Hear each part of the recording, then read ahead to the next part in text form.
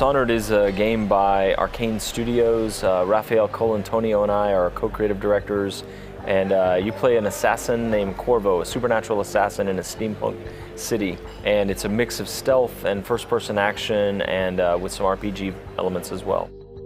We were really happy with the response that people had to the game at E3, and I'm always of two minds on that. On one hand, it's surprising whenever something blows up, like the original Deus Ex. I was lead designer, and we were shocked at the response to that and how over the years people have that's resonated with people. For Dishonored, on one hand, we're shocked and gratified and very happy that people are getting what we're doing.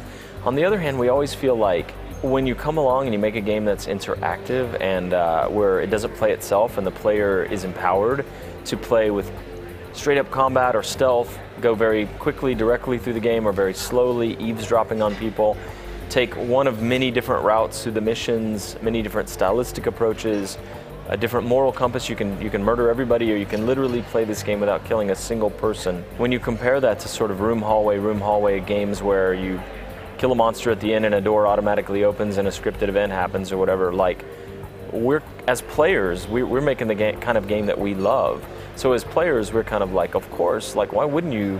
When a game like Far Cry 2 comes out, or Arx Fatalis, or Bioshock, or, you know, people have told me a Deus Ex, right? When Stalker comes out, one of those games, like the original Thief, Ultima Underworld, it's so variable, and so much of it is player-driven and player-paced. The whole point of games is to interact with them. It's to express yourself. It's to improvise. It's to problem solve in a creative way.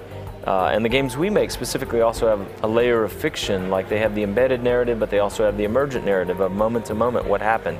You jumped up on a wall and knocked the bottle off, and one guard came over to investigate, and you choked him unconscious and hit him up on an AC vent on the side of a building, left him there snoring or whatever. And that didn't happen to anyone else who played the game. It feels like it happened to you because what you did, your actions, you know.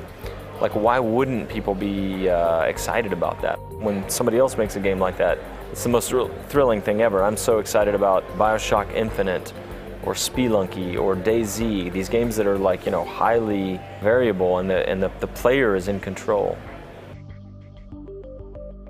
Watching players play is one of my favorite things. You know, a lot of times in a game like this, you can watch people screwing around with the game for a while, and you can even assume, like, wow, what's he doing? Why is he still in the river swimming back and forth? But then later you talk to the player and you find out, oh no, I was trying to find this fish that I saw earlier and I was having a good time. And it's really shocking. But I feel like if you take the player off the scripted path and off the room hallway diet and put them into an environment where they are in control and can make their own decisions, they're playing in the true spirit of the word play, right? To an observer, it doesn't always look dramatic, but to them, sometimes it is. But that being said, because of the way we set systems up, Rafael and I have seen many combinations that the player, where the players surprised us. You know, we've talked about how players would jump off the top of a building.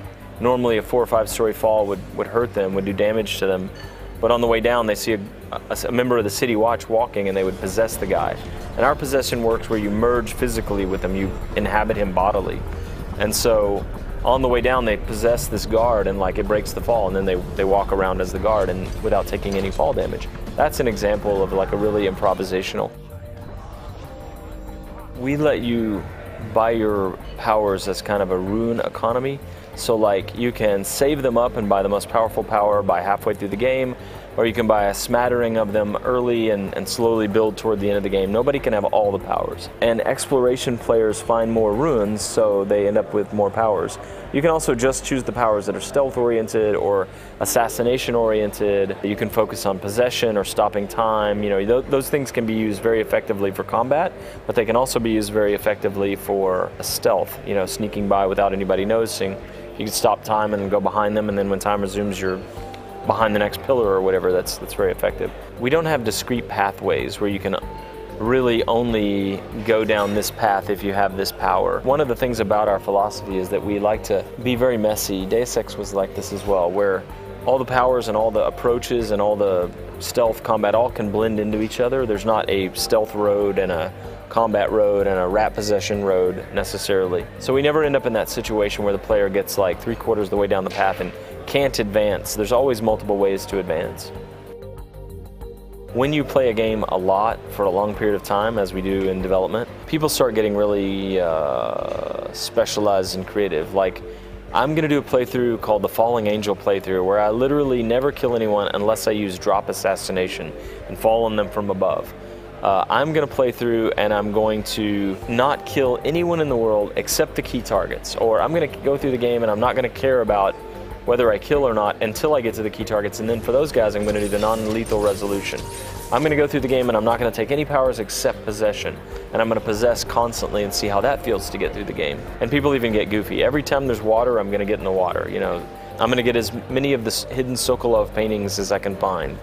I'm not going to upgrade any weapons. I'm not going to take any supernatural powers, because you can actually sneak and climb and choke and stab your way through the game without using any supernatural abilities. So it's really gratifying to see people come to the game and then put... one of the things I love about games is self-imposed constraints or player-driven goals and player-driven pacing. The fact that you can do that in our game is one of my favorite things about it. Dishonored comes out for PS3, Xbox 360, and PC on October 9th in the United States and October 12th in Europe.